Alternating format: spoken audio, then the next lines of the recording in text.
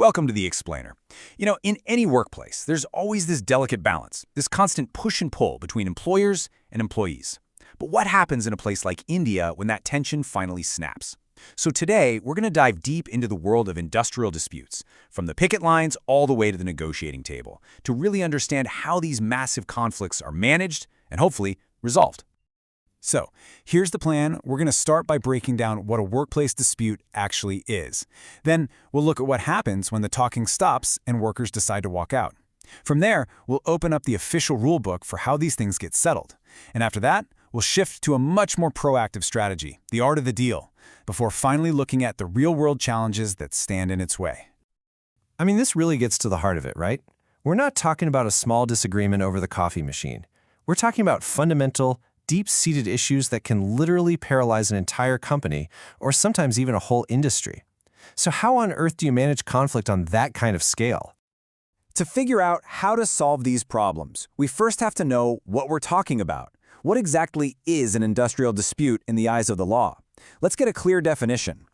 And the official definition?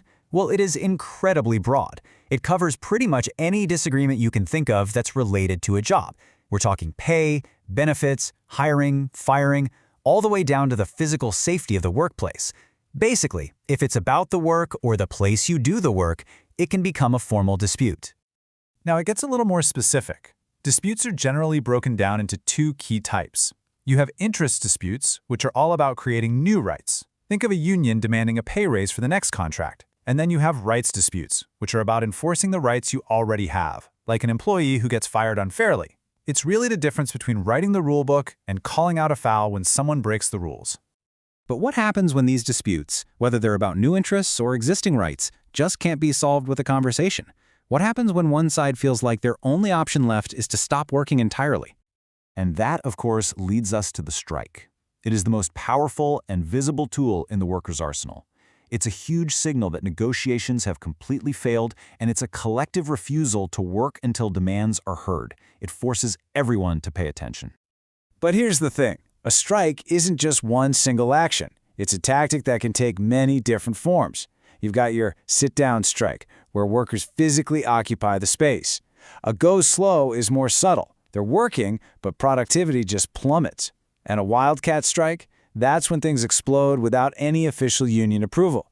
Each one is a strategic choice meant to have a very specific impact. Okay, so faced with the possibility of this massive disruption, it makes total sense that India would establish a formal legal framework to try and manage these conflicts before they spin completely out of control. And the absolute cornerstone of this whole framework is the Industrial Disputes Act of 1947. Think about that timing. This law was passed right as India was gaining its independence. It created the official machinery for settling disputes that, believe it or not, is still largely in use today. So what this act did was create something that's almost like a special justice system just for the workplace. The whole process is tiered. It starts with a conciliation officer who tries to mediate a friendly agreement. If that doesn't work, things can escalate up through a board, a court of inquiry, and finally to specialized labor courts or tribunals that actually have the power to make legally binding decisions. You can think of this framework as having two different toolkits. On the left, you have the statutory measures. These are the legally binding ones, like going to court. But on the right, you have the non-statutory or voluntary measures. These rely on everyone agreeing to participate. And the most important voluntary tool of all is collective bargaining. And this is where we really pivot. We're moving away from just having a referee step in when there's a fight, and we're moving towards a much more proactive, more collaborative approach, where both sides actually try to write the rules of the game together.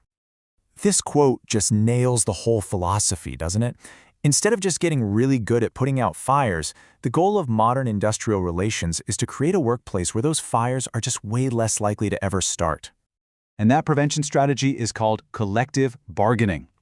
It's a formal process where representatives for the employees and the employers sit down at the table as equals and they negotiate a contract. And this agreement can cover everything: wages, hours, safety, you name it. So why is this such a big deal? Well, it promotes what's called industrial democracy, this idea that workers should have a real say in the conditions they work under. It creates clear, uniform rules for everybody, which protects workers' interests while giving employers the stability and predictability they need to run a business. But while collective bargaining sounds great in theory, it's the ideal, right? The reality on the ground in India is, well, it's a lot more complicated. Making this process work effectively comes with its own set of pretty significant hurdles. There are a few key things that really get in the way. For one, having multiple competing unions can actually fracture the workers' voice and weaken their bargaining power. Then there's the fact that the government can step in and force a decision, which can make both sides less willing to compromise on their own. And finally, some unions might just be too weak or too influenced by outside politics to be truly effective negotiators. And all of this leaves us with a really critical question for the future. As India's economy continues to transform, the old rules of work are constantly being rewritten.